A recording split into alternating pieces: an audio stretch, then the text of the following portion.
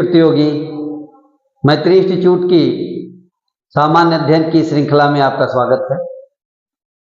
भारतीय राज्य व्यवस्था और संविधान की कक्षा में आज हम लोग संघीय विधायिका पढ़ रहे हैं और 12वें अध्याय की चौथे भाग में बात करना है लोकसभा के बारे में। लोकसभा का गठन और लोकसभा के सदस्यों का चुनाव और लोकसभा के सदस्यों के अर्हता, इन 3 बिंदुओं पर इस क्लास में हम लोग बात कर रहे हैं। आइए इन 3 बिंदुओं पर बारी बारी से हम लोग इसको देखते हैं। पहली बात होगी लोकसभा का गठन, कॉन्स्टिट्यूशन ऑफ लोकसभा। लोकसभा जो निम्न सदन है, तो अगले पेज पर चलते हैं और बात करते हैं हम लोग लोकसभा का गठन। तो पहला टॉपिक आज का है लोकसभा।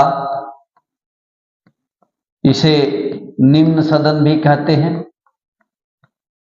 निम्न सदन का गठन, ये आज का विषय है, यानी कॉन्स्टिट्यूशन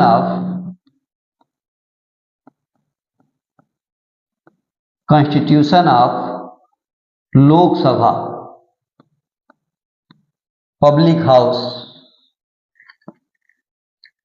तो ये टॉपिक हमें देखना है, लोकसभा का गठन। लोकसभा के गठन के बारे में संविधान का अनुच्छेद 81 प्रावधान करता है कि किस प्रकार लोकसभा का गठन होता है। तो आइए देखते हैं भारतीय संविधान का अनुच्छेद 81। भारतीय संविधान का अनुच्छेद 81 लोकसभा के गठन का प्रावधान करता है। क्या करता है? लोकसभा के गठन का प्रावधान करता है। तो लोकसभा के गठन का प्रावधान आपने देख लिया। इसकी व्यवस्था अनुच्छेद 81 में दी गई है। तो पहला बिंदु हुआ लोकसभा के गठन की व्यवस्था, अनुच्छेद 81। आगे बढ़ते हैं और बात करते हैं कि लोकसभा के अधिकतम सदस्यों की संख्या 552 हो सकती है। तो लोकसभा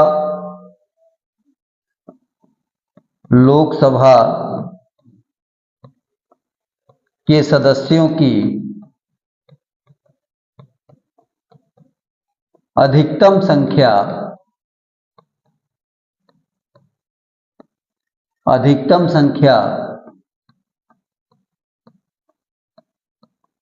552 हो सकती है।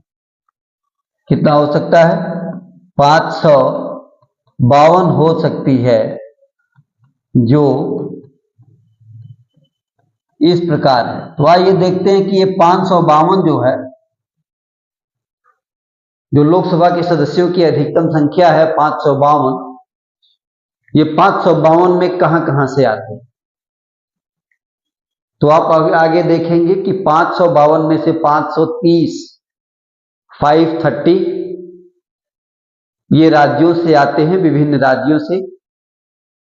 20 सदस्य ये संघ राज्य क्षेत्रों से आते हैं, केंद्र शासित प्रदेशों से आते हैं। और 2 सदस्य, इनका चुनाव आंध्र भारतीय समुदाय के लोगों में से राष्ट्रपति के द्वारा चुनाव नहीं बल्कि मनोनयन किया जाता है। इस प्रकार 552 सदस्यों के द्वारा लोकसभा कॉन्स्टिट्यूट होती है। तो कैसे है, आइए इसमें देखते हैं। इसमें पहला अनुच्छेद 81 1 क की बात करेंगे। अनुच्छेद 81 1 क, अनुच्छेद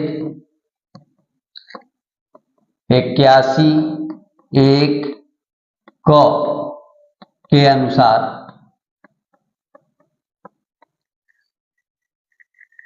जो सभी राज्यों के कुल प्रतिनिधि 530 से अधिक नहीं हो सकते। सभी राज्यों के कुल प्रतिनिधि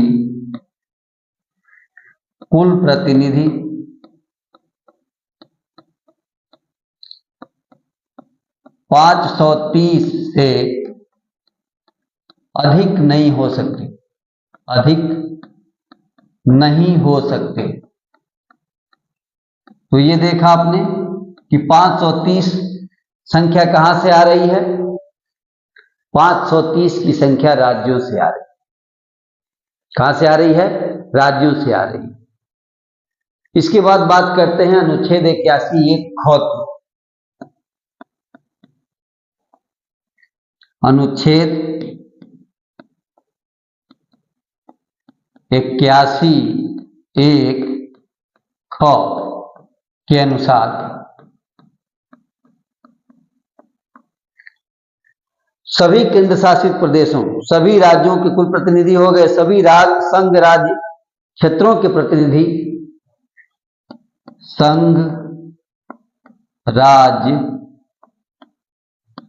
क्षेत्रों के प्रतिनिधि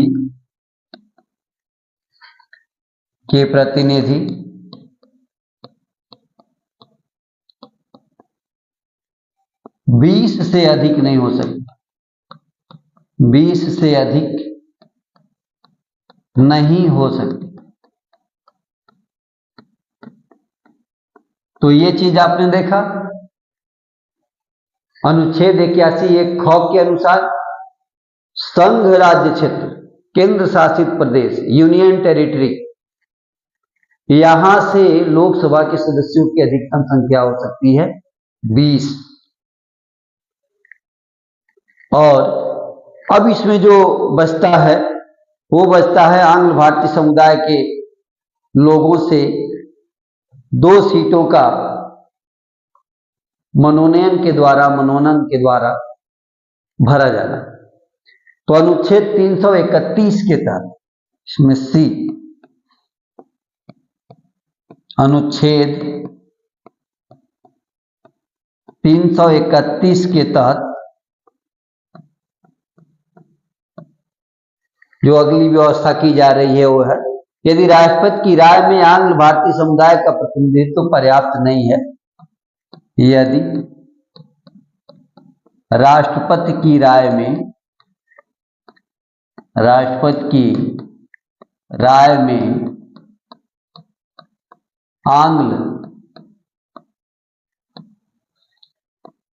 आंग्ल भारतीय समुदाय का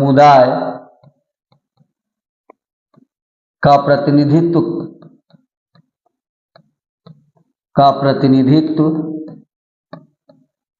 पर्याप्त नहीं है,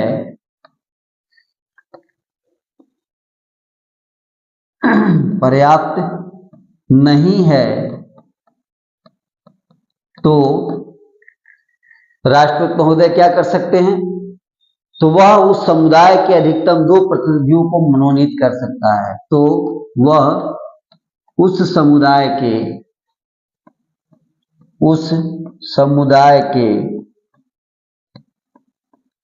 अधिकतम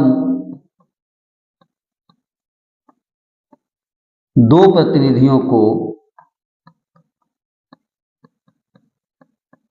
प्रतिनिधियों को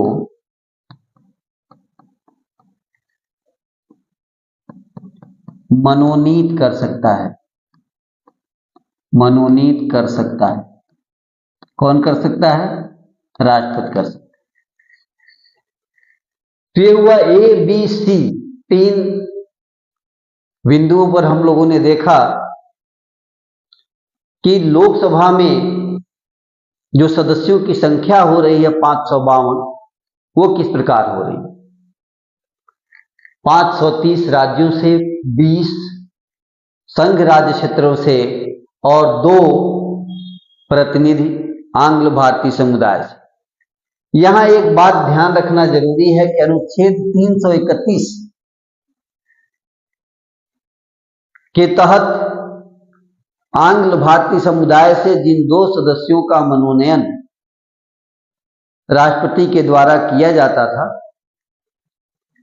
इसको 104वें संविधान संशोधन विधेयक के माध्यम से 2020 में 25 जनवरी 2020 को इसे हटा दिया गया। अब न तो लोकसभा में और न ही विधानसभाओं में आंग्ल भारतीय समुदाय के व्यक्तियों के मनोनयन की व्यवस्था अब संविधान से समाप्त कर दी गई। तो ये बात हमें नोट करके मेंशन करना पड़ेगा यहां। तो आइए नोट करके मेंशन करते हैं कि एक नोट होगा, नोट में क्या कि 25 जनवरी 2020 को लागू हुए, 25 जनवरी 2020 को लागू हुए 104वें संविधान संशोधन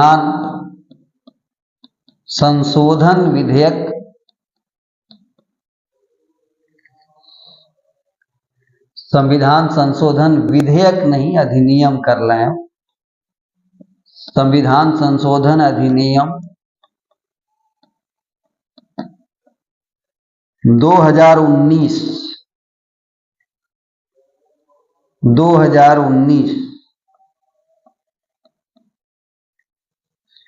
इसके द्वारा क्या किया गया, 2019 द्वारा लोकसभा व राज्य विधानसभाओं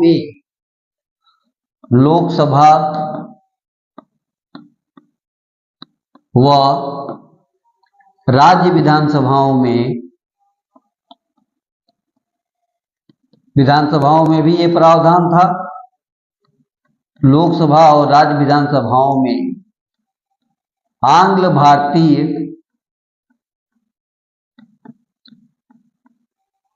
भारतीय समुदाय के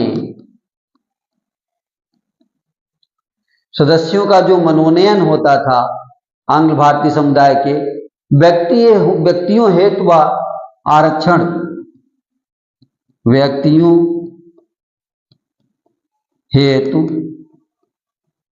आरक्षण का प्रावधान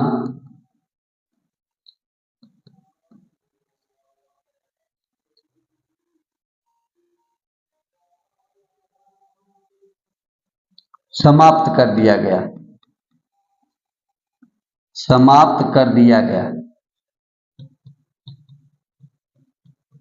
तो क्या हुआ, 25 जनवरी 2020 को लागू हुए 104वें संविधान संशोधन नियम 2019 के द्वारा,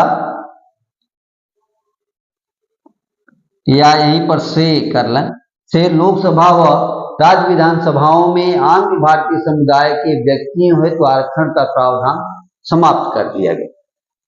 तो इस तरह से अब अनुच्छेद 331 निष्प्रभावी हो गया।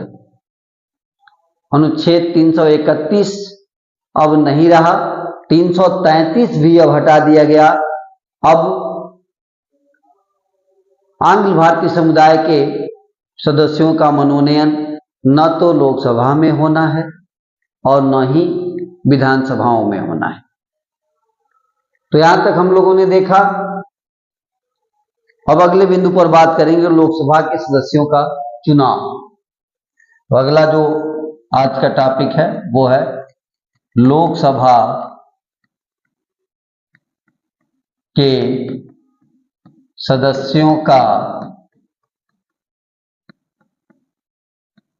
चुनाव, यानी election of members of Lok Sabha. Election of members of Lok Sabha Lok Sabha के सदस्यों का चुनाव, ये बात करनी है अब आपको। तो लोकसभा के सदस्यों का चुनाव किस प्रकार होता है? तो लोकसभा के सदस्यों का चुनाव जो है वो प्रादेशिक प्रतिनिधित्व प्रणाली के आधार पर होता है। प्रादेशिक प्रतिनिधित्व प्रणाली के आधार पर होता है। एकल निर्वाचन क्षेत्र में जनता द्वारा सीधे सीधे लोकसभा के सदस्यों का निर्वाचन किया जाता है। यानी लोकसभा के सदस्यों का निर्वाचन जनता सीधे सीधे वोट दे करके करती है। ये बात हर 5 साल पर जब भी नई लोकसभा का गठन होना होता है तो वह प्रादेशिक निर्वाचन प्रणाली एकल मत पद्धति से सभी जो सार्वभौमिक मताधिकार यानी 18 वर्ष से आयु के अधिक ऐसे व्यक्ति जिनके नाम मतदाता सूची में सम्मिलित होते हैं उनके द्वारा वोट करके लोकसभा के सदस्यों का प्रत्यक्ष निर्वाचन किया जाता है। तो आइए इस बात को मेंशन करते हैं कि लोकसभा के सदस्यों का चुनाव लोकसभा के सदस्यों का चुनाव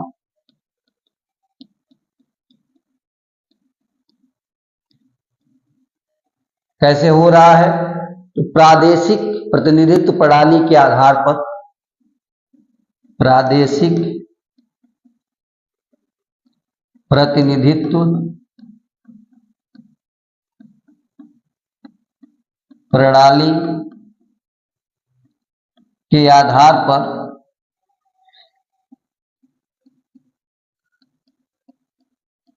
प्रादेशिक प्रतिनिधित्व प्रणाली के आधार पर एकल निर्वाचन क्षेत्र में जनता द्वारा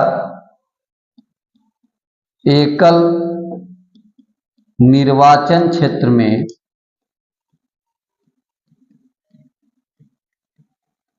जनता द्वारा कैसे होता है? तो प्रत्यक्ष निर्वाचन से होता है। कैसे होता है? प्रत्यक्ष निर्वाचन से।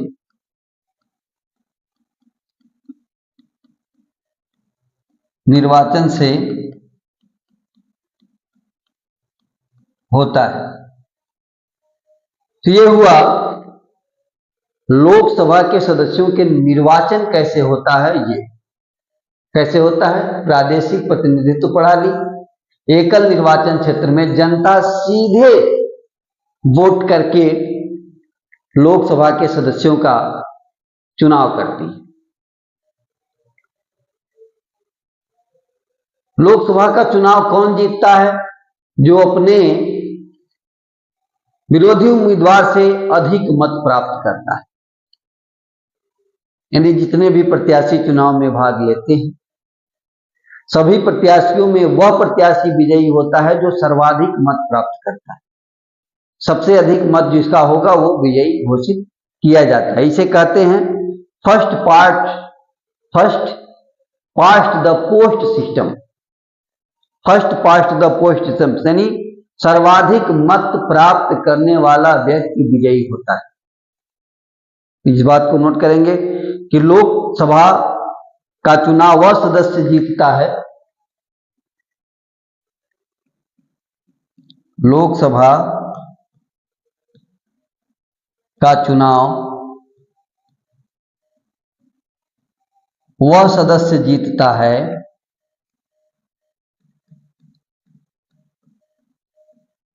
जो कौन जीतता है? जो अपने विपक्ष के उम्मीदवारों से अधिक मत प्राप्त करता है। जो अपने विपक्ष के उम्मीदवारों से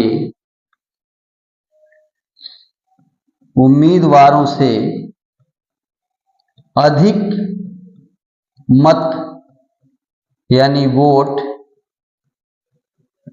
प्राप्त करता है।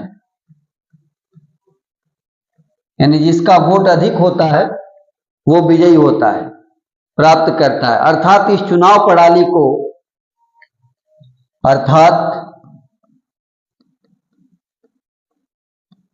इस चुनाव प्रणाली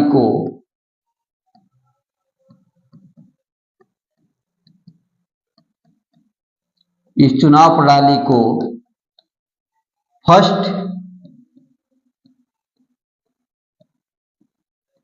पास्ट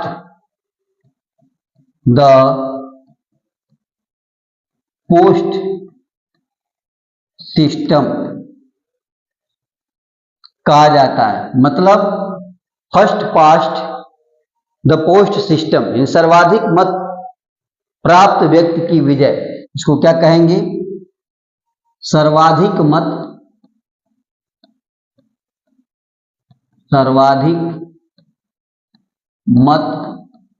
प्राप्त व्यक्ति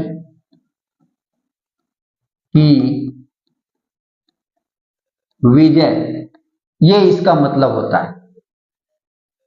ये चुनाव की ये प्रणाली है, ये कहा जाता है, यानी कि इस चुनाव को first past the post system, सर्वाधिक मत प्राप्त व्यक्ति की विजय कहा जाता है। तो ये हुआ चुनाव का तरीका कि किस तरीके से ये चुनाव होता है। First past the post system, सर्वाधिक मत प्राप्त व्यक्ति की विजय, इस व्यवस्था से यह चुनाव होता है। आगे और इसमें क्या रह जाता है? अब रह गया सार्वभौमिक मताधिकार। तो लोकसभा के सदस्यों का निर्वाचन, अगला बिंदु, लोकसभा के सदस्यों का निर्वाचन,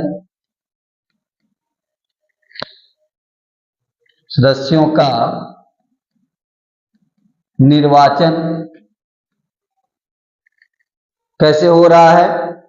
तो निर्वाचन सार्वभौमिक वयस्क मताधिकार,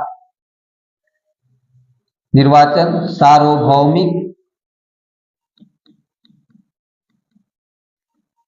वयस्क मताधिकार,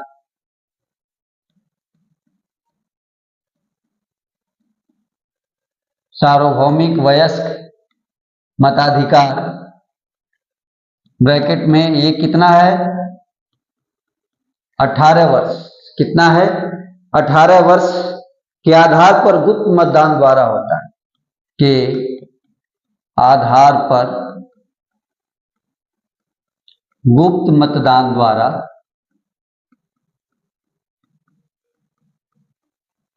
होता है। कैसे होता है? ये गुप्त मतदान होता है और इस गुप्त मतदान के द्वारा, जिसमें प्रत्येक व्यक्ति के मत का मूल्य, इसमें प्रत्येक व्यक्ति के मत का मूल्य, प्रत्येक व्यक्ति के मत का मूल्य दूसरे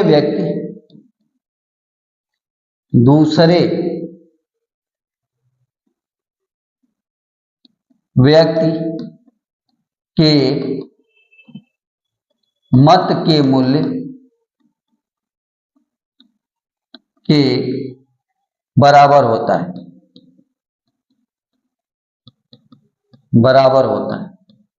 तो यहां सबका मत मूल्य, सार्वभौमिक मताधिकार जो सिस्टम है, इसमें सबके मतों का मूल्य समान होता है। एक व्यक्ति के मत का मूल्य उतना ही होगा जितना दूसरे व्यक्ति के मत का मूल्य होगा। इस आधार पर, इस तरीके से सार्वभौमिक मताधिकार के माध्यम से भारत में, जिसे 18 वर्ष निर्धारित किया गया है, 18 वर्ष की आयु प्राप्त करने वाला व्यक्ति जिसका नाम निर्वाचन सूची में सम्मिलित होता है, वो व्यक्ति गुप्त मतदान के द्वारा प्रत्याशी या उम्मीदवार का चयन करता है, उम्मीदवार को वोट करता है, मत देता है। तो इस प्रकार हमने देखा लोकसभा के सदस्यों का चुनाव किस प्रकार होता है। अब आज के टॉपिक में है लोकसभा के सदस्यों की अर्हता, क्वालिफिकेशन। लोकसभा के सदस्यों की अर्हता यानी क्वालिफिकेशन ऑफ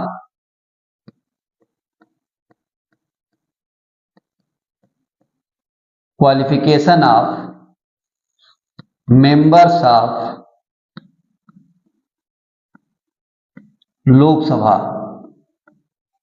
लोकसभा के सदस्यों की अर्हता। तो लोकसभा के सदस्यों की अर्हता क्या है, इसे बिंदुवार देखते हैं कि वह भारत का नागरिक हो। पहला बिंदु क्या है,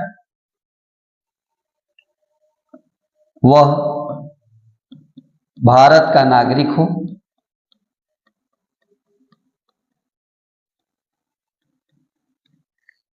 इसके बाद क्या हो, मानसिक रूप से विकृत ना हो, पागल दिवालिया ना हो, मानसिक रूप से विकृत ना हो। इसके बाद 25 वर्ष की आयु पूर्ण कर चुका हो, 25 वर्ष की आयु पूर्ण कर चुका हो,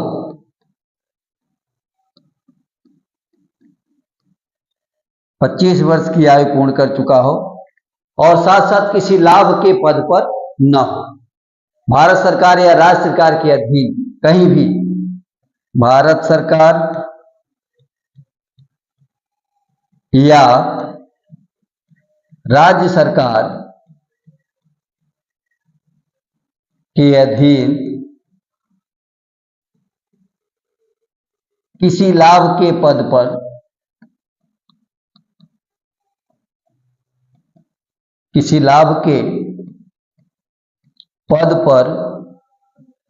न हो।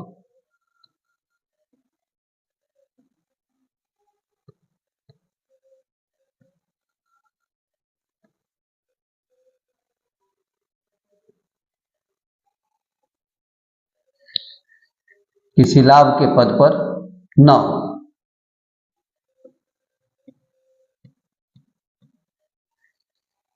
तो ये अर्हता है, ये क्वालिफिकेशन है लोकसभा के सदस्यों की चुनाव हो।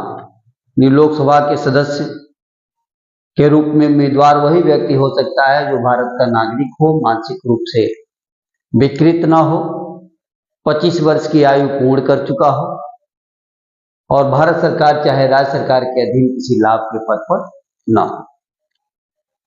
तो इन बिंदुओं पर हम लोगों ने बात किया। आइए दोबारा से इन्हें देखकर आज की क्लास को समाप्त करें।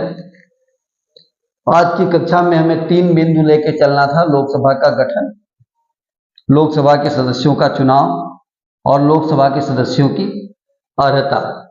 इन 3 बिंदुओं पर बात करनी थी जिस पर हम लोग बारी बारी बात कर रहे हैं।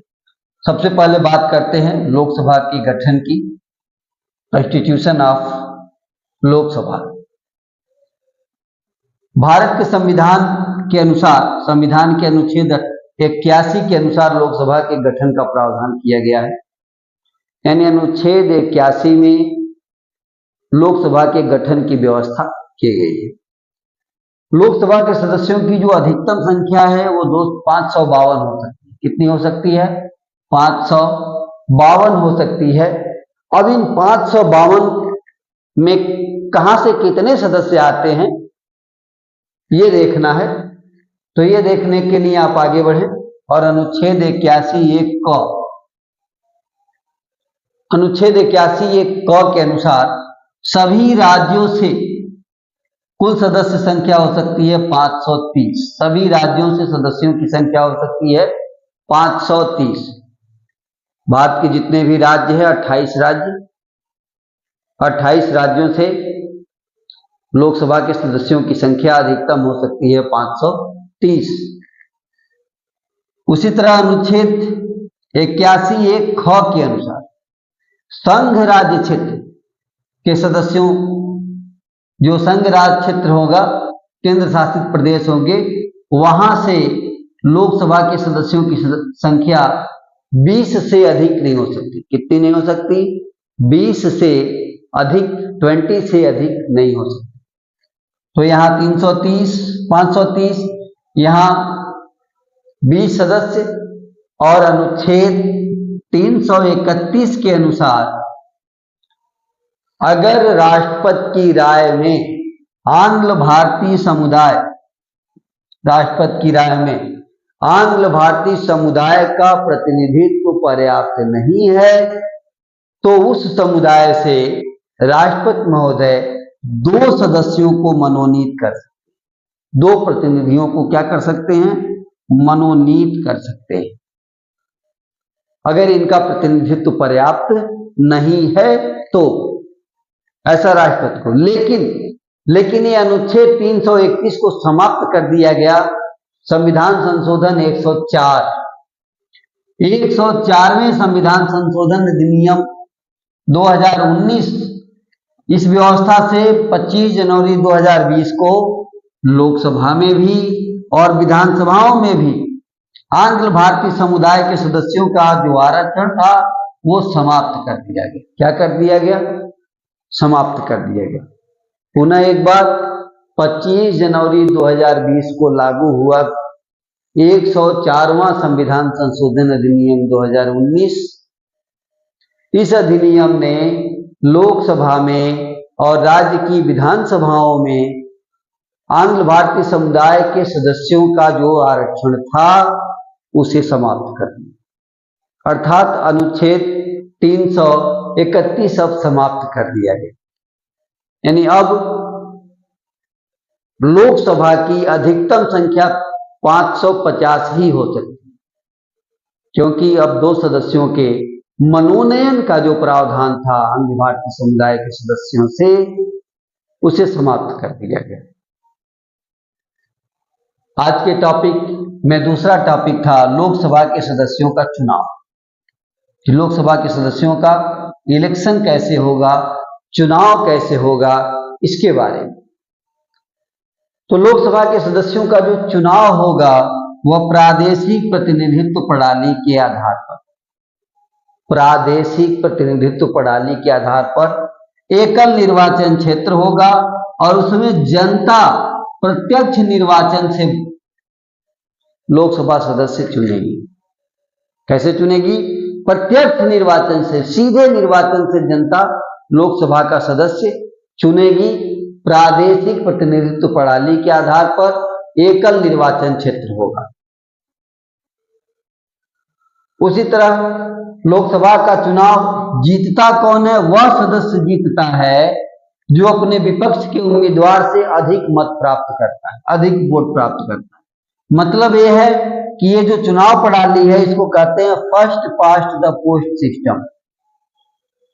मतलब सर्वाधिक मत प्राप्त करने वाले व्यक्ति की विजय, सर्वाधिक मत प्राप्त व्यक्ति की विजय। इस सिस्टम के द्वारा, इस पद्धति के द्वारा लोकसभा के सदस्य का निर्वाचन होता है। अंत में लोकसभा के सदस्यों का जो निर्वाचन है वो सार्वभौमिक वयस्क मताधिकार, सार्वभौमिक यानी यूनिवर्सल एडल्ट फ्रेंचाइजी जिसको कहते हैं, भारत में यह है 18 वर्ष। 18 वर्ष से अधिक उम्र के लोग वोट करते हैं, जिनके नाम मतदाता सूची में हो ऐसे व्यक्ति वोट करते हैं, जिसे कहेंगे सार्वभौमिक वयस्क मताधिकार। तो सार्वभौमिक वयस्क मताधिकार के माध्यम से गुप्त मतदान द्वारा, कैसे? गुप्त मतदान द्वारा चुनाव होता है और उसमें वह व्यक्ति जीतता है जो सर्वाधिक मत प्राप्त करता है, जिसका मत सर्वाधिक होता है। इस तरह से यहां सबके मत का मूल्य समान होता है। सबके मत का मूल्य क्या होता है? यानी मत का मूल्य एक दूसरे के बराबर होता है। यहां किसी के भी मत का मूल्य कम या ज्यादा नहीं होता, सबके मत का मूल्य समान होता है, बराबर होता है। तो ये रहा लोकसभा के सदस्यों के चुनाव कैसे होंगे यह।